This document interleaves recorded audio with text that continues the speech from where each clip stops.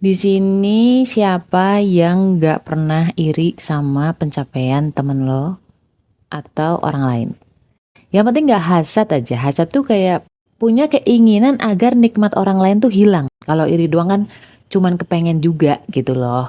Masih tahap bisa ditolerir sebenarnya, cuma nyiksa diri aja. Sama dengan pertanyaan dari Anon aja. Assalamualaikum Karya, makasih banget untuk podcast kakak yang santai dan terkesan di jiwa. Aku cuman mau tips dari kakak. Akhir-akhir ini aku sering lihat update dari teman-temanku. Ada yang sudah ada 2 anak, ada yang baru beli rumah, wow. Ada yang sukses bisnis, sementara aku baru cerai dan kerja biasa-biasa saja, belum punya aset. Aku jadi takut kejebak iri. Gimana ya caranya supaya kita tidak membandingkan hidup kita sama orang lain dan merasa ketinggalan jauh di belakang? Mohon saran penamparnya Kak untuk aku. Terima kasih. Waalaikumsalam warahmatullahi wabarakatuh. Terima kasih atas Anon aja. Pertanyaannya itu banyak banget yang relate. I'm quite sure. Kenapa? Karena kan kita dikasih mata, dikasih telinga, kita dibikin berinteraksi satu sama lain. Seperti yang udah gue bilang di episode sebelumnya ya. Dimana Allah tuh menjadikan orang lain itu sebagai ujian buat diri kita, buat jiwa kita, buat kebersihan hati kita. Selama ada interaksi berarti ada ujian di situ, termasuk ujian iri. So, gimana caranya biar kita bisa ya sedikit meminimalisir agar gak nyiksa-nyiksa amat ya kan, agar kita gak menjadi orang yang memelas amat. So don't go anywhere, I'll be back soon, insya Allah. Assalamualaikum, gimana kabar lo? Alhamdulillah. Apakah lo lagi ngerasa kesepian atau sendirian? Kenalin, gue Ria Marliana, teman healing lo di podcast Self Healing. Di sini kita bakal ngobrol bagaimana sih belajar berdamai dengan luka, tentu aja atas izin Allah Subhanahu wa taala. Semoga Allah sembuhkan lukamu, ringankan bebanmu dan kuatkan hatimu. Ada 4 level orang. Yang pertama, itu dia akan mencari sisi buruknya. Tetangga gue baru beli rumah nih, jangan-jangan dia kredit di mana ya gitu. Ada yang sukses bisnis misalkan kayak, wah jangan-jangan dia nipu tuh, belum tentu itu berkah. Biasalah, nggak mau melihat orang lain senang. Dia bangun prasangka-prasangka yang negatif agar orang lain tuh tidak lebih dari dirinya. Ya semacam kadar hasadnya tuh ada. Itu tipe-tipe komentator netizen yang ketika melihat suatu postingan, ada aja yang bisa bikin vibe negatif. Bisa aja nemu komentar-komentar yang bikin orang lain tuh malah jadi sakit hati.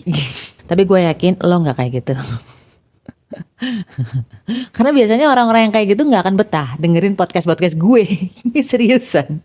Ya oke. So jenis yang kedua, dia mulai mencari afirmasi-afirmasi yang positif. Ada di surat Al-Balad ayat 4. Manusia diciptakan dalam keadaan susah payah. Maksudnya apa? Maksudnya bahwa setiap manusia itu pasti punya ujiannya sendiri-sendiri. Di balik ujian itu ada potensi surga di situ. Yang kita lihat pencapaian, dia pasti punya ujian di sisi lain yang kita nggak pernah tahu, yang kita nggak pernah lihat. Sementara kita melihat keseluruhan, ibarat kata kita telanjang di depan diri kita sendiri. Kita tahu positifnya, kita tahu mana negatifnya. Yang kita lihat adalah negatifnya. Padahal buat orang lain bisa jadi hidupmu adalah impiannya. Bisa jadi apa yang ada di dalam diri lo itu menjadi impian orang lain lo. Sawang sinawang. Rumput tetangga itu lebih hijau dibanding rumput kita. Nah jenis yang ketiga adalah orang yang sudah tahu teori agamanya tapi masih berat ngejalanin itu. Masih belum bisa menenangkan jiwanya. Jadi dia berikhtiar dengan cara memfilter hal-hal yang bikin lo down. Makanya kan di zikir pagi dan juga zikir petang itu ada doa di mana kita meminta Allah melindungi penglihatan kita, pendengaran kita. Karena sebenarnya asal muasal sakit-sakitnya jiwa kita gitu kan, itu kan dari situ. Kalau misalkan di komputer itu menjadi input periferalnya. Ngomong apa Mbak, tolong.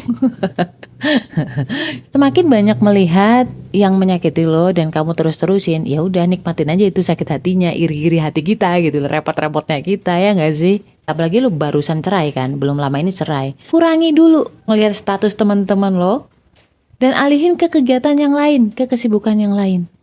Itu nggak akan selamanya kok. Nanti ada waktunya lu udah siap, lu udah ready, lu udah kuat. Biasa lagi insya Allah.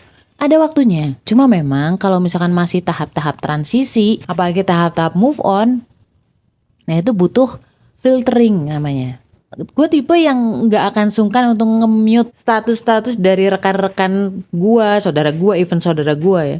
Yang kira-kira gue belum siap untuk menerima.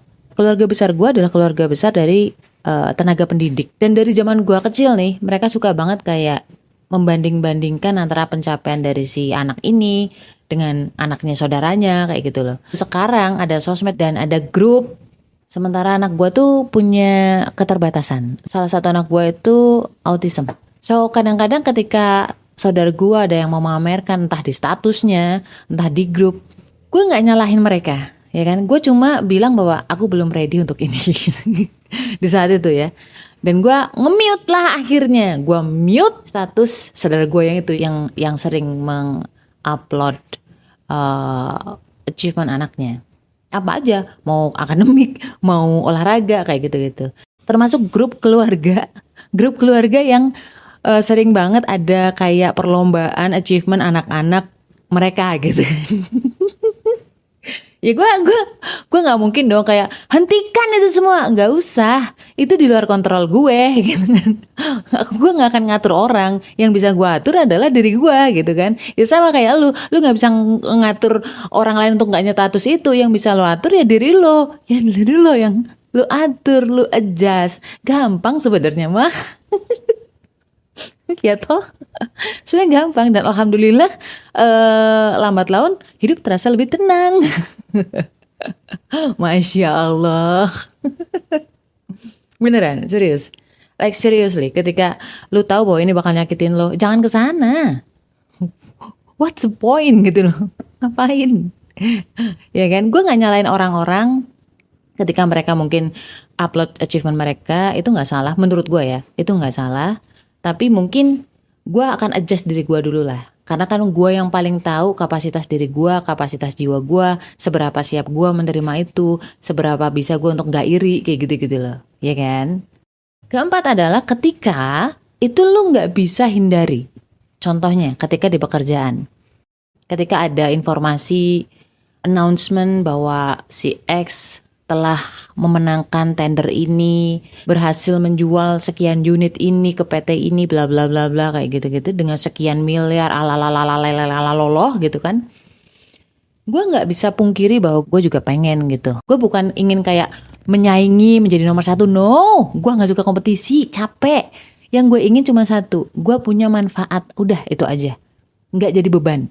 Di saat itu kita nggak mungkin untuk menutup mata, karena apa, ini kerjaan gua gitu, nggak mungkin gua mute juga kan, nggak mungkin gua blok mereka juga satu kantor, nggak mungkin.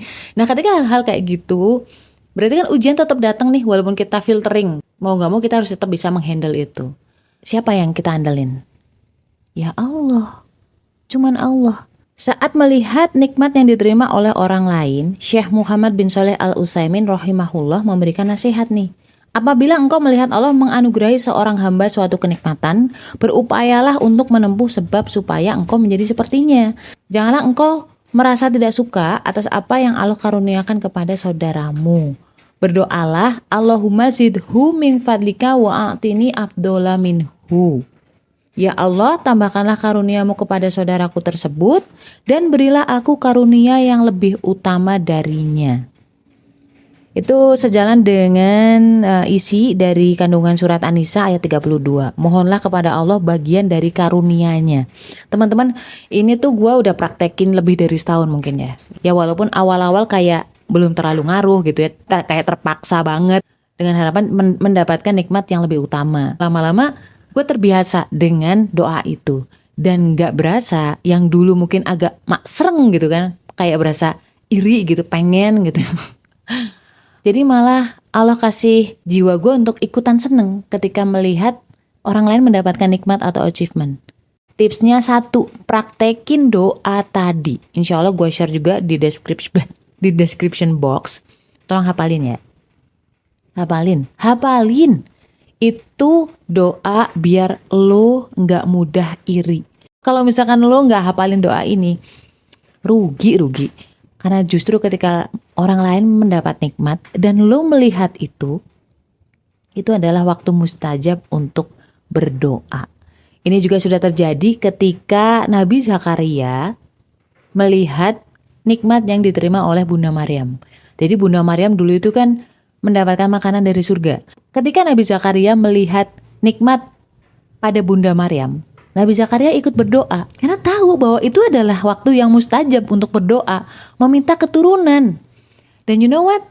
Kalau secara logika itu tuh nggak mungkin dapat anak di usia segitu, apalagi istri Nabi Zakaria itu mandul. Possibility 0,00001%. Alhamdulillah, Allah kabulkan. So buat kita semua ya. Buat lo. Ingat bahwa ketika ada orang menampilkan atau menunjukkan kenikmatannya, achievementnya, jangan dongkol. Ya. Jangan merasa down. No, itu adalah waktu mustajab untuk berdoa. Berdoalah yang bahkan menurut lo doa lo itu tidak masuk akal. Tapi tidak menyalahi sunatullah ya. Jangan lo tiba-tiba berdoa, ya Allah izinkan aku terbang seperti burung. No. Bukan yang kayak gitu ya, tolong. La haula wala quwata illa billah. Barakallahu fikum. Stay love and assalamualaikum warahmatullahi wabarakatuh.